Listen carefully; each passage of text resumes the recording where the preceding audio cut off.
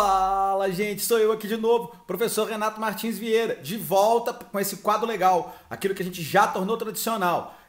Dúvidas jurídicas, respostas rápidas. Eu vou falar hoje de guarda. Guarda é uma coisa importante. Não a guarda municipal, não é guarda de policiamento. A guarda da criança, do menor, né? O que acontece em relação à guarda? Tem algo de muito interessante aqui na guarda que as pessoas não percebem, não sabem ou fingem que não sabem. Quem tem que ser protegido na hora da guarda é a criança, é o menor. O pai, a mãe, não tem nada com isso. O direito que está ali atrelado e sendo discutido é do menor. O menor é que tem que ser protegido dentro do seu melhor interesse.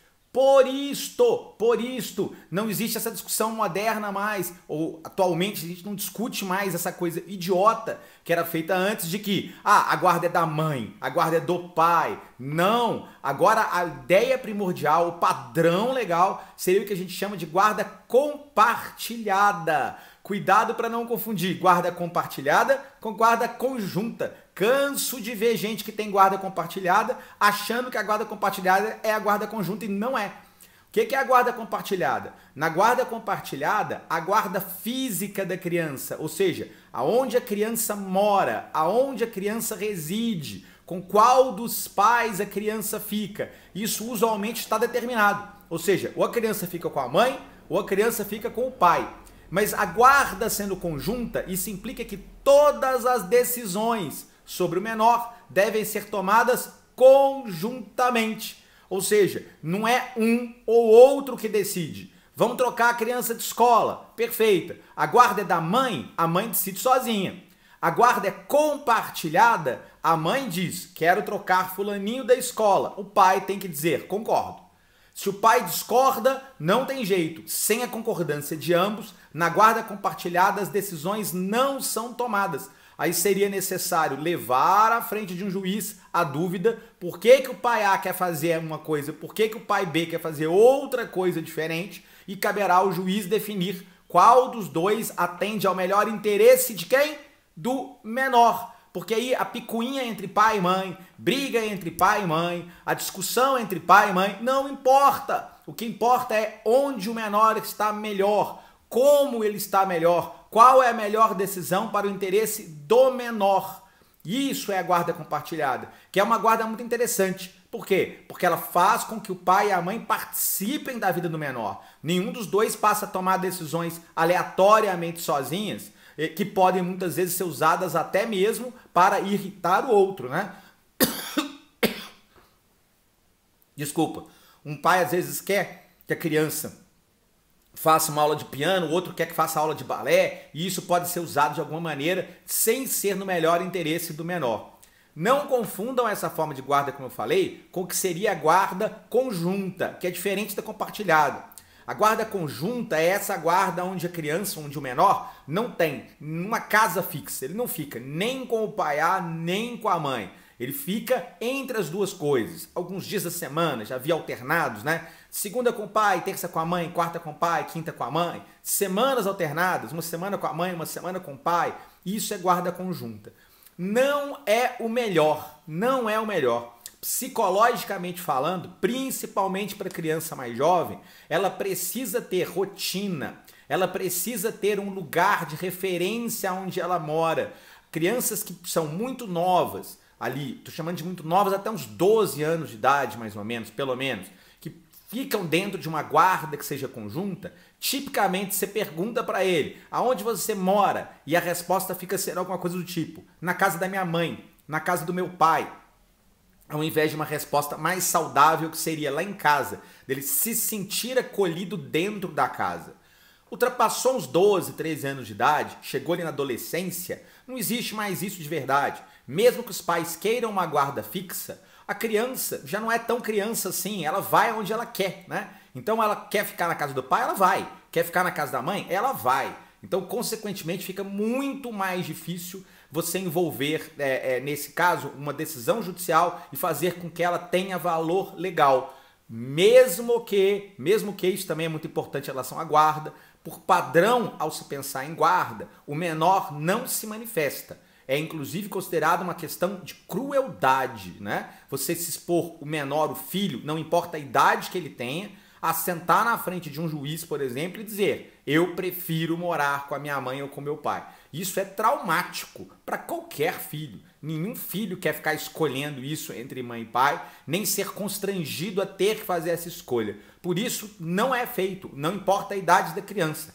Mesmo aquela criança mais velha, 16 anos, 18 anos, tipicamente um juiz não vai ouvir aonde quer. Se conversa com assistente social, psicólogo forense, para poder entender aonde a criança está melhor, se é o caso de estabelecer uma guarda fixa com A ou com B, sim, mas não é uma escolha do menor. Até porque muitas vezes o menor, passando por essa fase de crescimento e maturação, vai escolher pelos motivos errados. Eu me lembro da minha filha pequenininha, querendo falar: papai, eu quero morar com você. E eu perguntei para ela por quê. E ela falou: porque você é mais divertido do que a mamãe.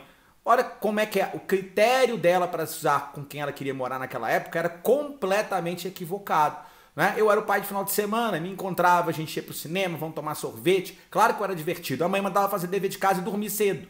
Então a mãe era chata. Não tem menor cabimento isso. Nessa época eu falei com ela que sem chances que isso justificaria ela vir morar comigo. Ela veio morar comigo por escolha dela. Ela se manifestou nesse sentido de que queria morar comigo anos depois por motivos bem mais racionais. E nesse momento eu e a mãe dela conseguimos entrar num acordo, num consenso, e hoje ela mora comigo, já tem 6 anos, está com 15 anos hoje, tem praticamente 6 anos que ela mora comigo. Então, isto é uma exceção, porque foi baseado, por exemplo, numa situação jurídica em que os pais foram conscientes e os próprios pais pensaram e decidiram o que era melhor para a criança. Muitas vezes isso não acontece no mundo real. Pai e mãe usam muito a criança um contra o outro. Daí que vem aquele outro problema relacionado à guarda da criança, que é a questão da alienação parental, que as pessoas nem percebem que fazem, né? Que quando o pai fala mal da mãe ou aliena a criança, faz a criança pensar mal da mãe, e a mesma coisa ao contrário, a mãe faz a criança pensar mal do pai. Isso é muito errado psicologicamente com a criança, a gente não deve fazer isso jamais. E é difícil perceber. Eu já pratiquei alienação parental sem perceber que eu estava praticando, e um dia que a psicóloga da Carol falou comigo: Renato, tudo bem que a mãe faz alienação parental com ela, mas você também faz sem perceber. E eu fui ver nos exemplos que ela me deu, e eu efetivamente praticava ali um ou outro ato. Realmente ela tinha toda a razão, e ela me ajudou a corrigir meu comportamento para não fazer. E são pequenos atos. Às vezes você pegar o telefone, tá conversando com uma amiga, né? E na hora que você tá no telefone, não percebe que a criança tá ali perto e fala alguma coisa do tipo assim: não, aquele cretino fez não sei o que comigo hoje. A criança ouviu você chamar o pai de cretino. A criança ouviu que você tá falando mal do pai dela. E independentemente do ato que você tá relatando ali ser verdade ou mentira, é uma criança e é o pai dela. Consequentemente, é um ato de alienação parental que não deveria ocorrer. Lembrem-se, isso também é importante. Se algum dos pais está praticando alienação parental e o judiciário percebe que isso não é corrigível, ou seja, que simplesmente falar não faça, não vai gerar esse resultado, isso é motivo para a inversão de guarda. Ou seja, se a guarda era conjunta, é motivo para ela ficar com um só. Se a guarda era de um só, é motivo para trocar a guarda para o outro. Então, muito cuidado com a questão da alienação parental. E, como falei, espero ter esclarecido aí algumas coisinhas sobre a guarda, que muitas vezes a gente não entende, e eu canso de ver gente achando que a guarda compartilhada era a guarda conjunta. Vou esclarecendo de novo para não deixar dúvida. Guarda compartilhada, ambos decidem o que acontece com a criança, mas a criança tem uma casa, mora com um deles. Guarda conjunta, ambos decidem o que acontece, porque a guarda conjunta é característica de guarda compartilhada, obviamente. Não faria sentido ser conjunto e não compartilhado. Então, você tem a decisão dos dois, só que a criança, na verdade, não mora nem com um nem com o outro. Ela vai e volta o tempo inteiro. Há uma troca o tempo inteiro de onde a criança está. Isso é a guarda conjunta, tá bom? Professor Renato Martins Vieira aqui de novo, tentando tirar algumas dúvidas de maneira rápida. Hoje nós falamos sobre guarda. Nos sigam nas redes sociais, divulguem os vídeos, ajudem as pessoas a tirarem dúvidas. Tem dúvidas? Manda pra gente. Nos próximos dias aí eu vou estar falando um pouquinho sobre direito do consumidor, que eu recebi umas dúvidas sobre isso, então eu vou voltar falando A ou B sobre isso depois, tá bom? Muito obrigado pela presença de vocês, pela audiência e pelo apoio. Estou gostando muito do feedback que nós estamos recebendo do canal. Ótimo dia para todo mundo. Abraços!